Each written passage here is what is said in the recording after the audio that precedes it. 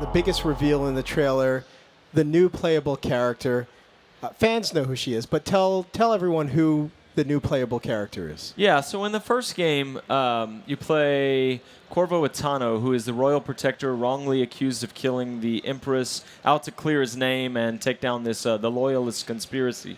The entire time, there's a 10-year-old girl who the game sets up may or may not be your daughter, who is watching you. And if you play ghost-like and you don't kill anyone and you're very stealthy, then she does drawings on the wall of her bedroom that present you as a father figure, and they're very calm. And if by contrast, if you murder everybody and you play very violent, she's got like black crayon and she's doing these monstrous drawings. You're affecting her. And we've had so many players come to Raph or come to me or come to someone on the team and say like, wow, that moment where I walked into her room and I saw that drawing on the wall and I realized like an impressionistic child is watching how I handle the situation, and I changed my play style because of that.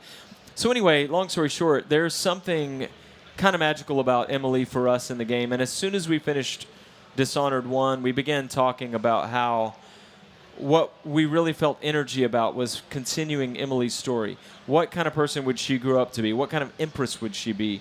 And as you find out in the game, what kind of outlaw would she be? Right. Speaking of growing up, she's clearly not the same age she was when we last saw her. How old is she now? Yeah, the once 10-year-old girl is now the 25-year-old woman.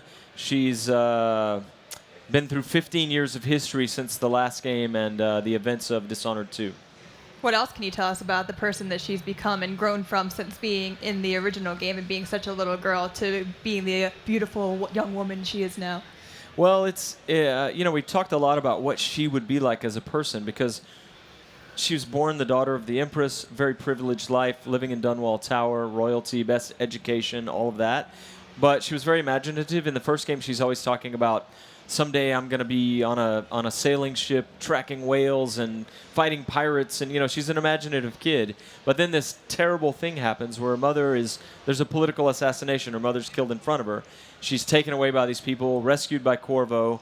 And so she's a person of privilege, but then who dealt with a big tragedy. And she's sort of marred by that. And then she spends the next 15 years raised and educated by Corvo Atano. And so that's kind of, she's a hybrid of those things. So cool. You could play as her for the entire game. Is that correct? Yeah, the way we set the new game up is that you start the game 15 years after the Rat Plague has ended, and you play for about the first 20 or 30 minutes as Emily.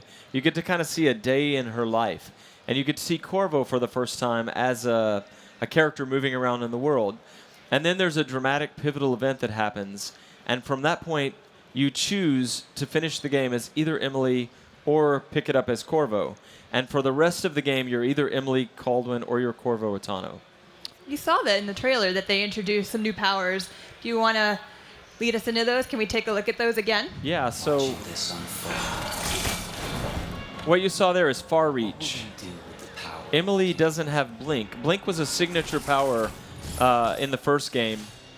There was a moment where all the powers were optional. You bought them with ruins and you upgrade the ones you want. There was a moment near the end of the project when Rafael Colantonio, co-creative director, said, what if we just gave everybody Blink? And it transformed the game. It was a signature mechanic. But so for Emily, it was kind of a bold call for us to say she doesn't have Blink. She's going to have Far Reach, which allows you to upgrade in many different ways. You can use it to pull yourself across. You can stick to walls. You can yank people toward you and assassinate them in midair. You can do different things with it. It's as cool as Blink, but mechanically different.